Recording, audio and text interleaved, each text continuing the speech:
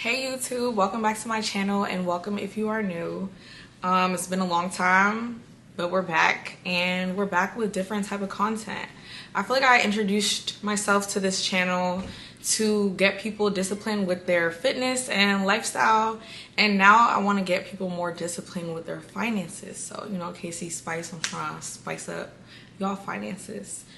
Before I begin this video, which the topic is why you should not be using a debit card or cash, but before I get into it, I just want to preface this by saying this video is more so for those who are already financially disciplined, so they can leverage other people's money and just see the benefits of credit cards, because I know a lot of times we are taught that credit cards are bad, and I just want to change that mindset or enhance the mindset change that you have already implemented yourself. So, also I will say, if you are trying to be financially disciplined, I will come out with a different video with that. Going back to fitness, when I started my fitness journey, I was actually counting my calories. Now I no longer count my calories, but I say that to say sometimes you need structure so that you can like just flow with whatever it is. Like, I feel like it's almost subconscious. So now I already know what my food portions are because I counted calories. So now I could just do that. So I feel like if you start with cash stuffing to help you with a budget, it'll be easier to transition into only using credit cards. The first reason that you don't want to use cash or debit is security purposes. If you have cash on hand and you lose that cash is gone forever. You are not getting it back. You can't call up a bank or anybody to get it. You completely lost that money. Sometimes this could be the same case with a debit card. It could be harder to retrieve your money, and in this day and age where scamming is going crazy, I don't feel like it's good to use your sensitive information for a debit card, because that's really your hard-earned money. When you give access to websites, your credit card information, that's not really your money. So it's like people don't have a direct information for your hard-earned money.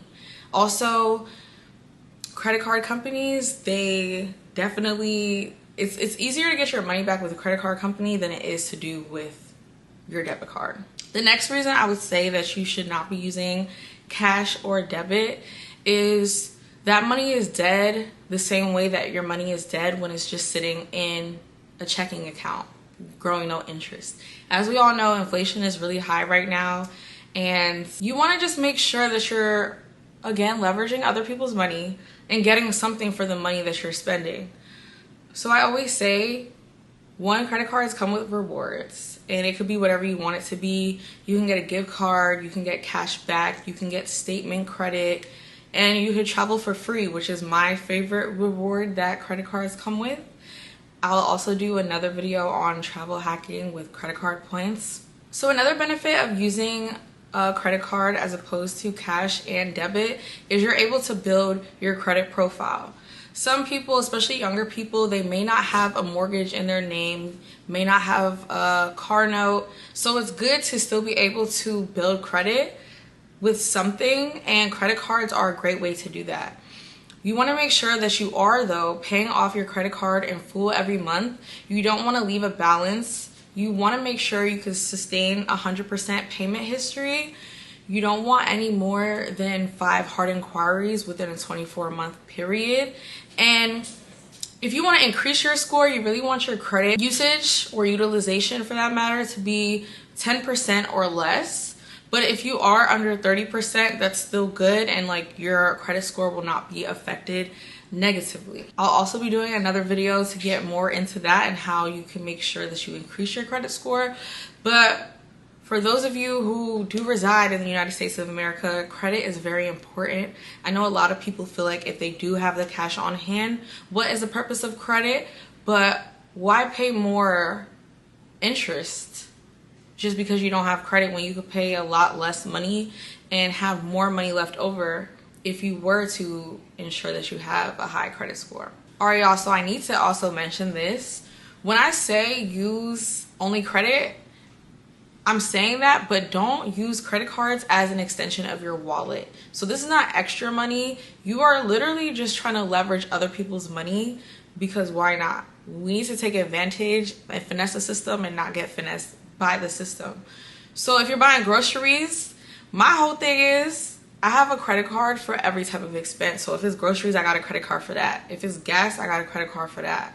If it's travel, period, got a credit card for that. So you can still have a budget, which I feel like is very important to have, and use these designated cards for these purposes. That way you still are keeping an eye on how much you're spending within each category of your budget, but not exceeding that. And another tip I would have when implementing this method is to, when you spend on the credit card, just send the money from your debit within that same day that you made the purchase. There's no reason to wait for that 30 days until your payment is due to now try to send a whole lump sum to these cards. I like to send money to my credit card weekly, if not every time I make a transaction. And literally my debit card is only there for the sole purpose of direct deposits and putting the money back on my credit card.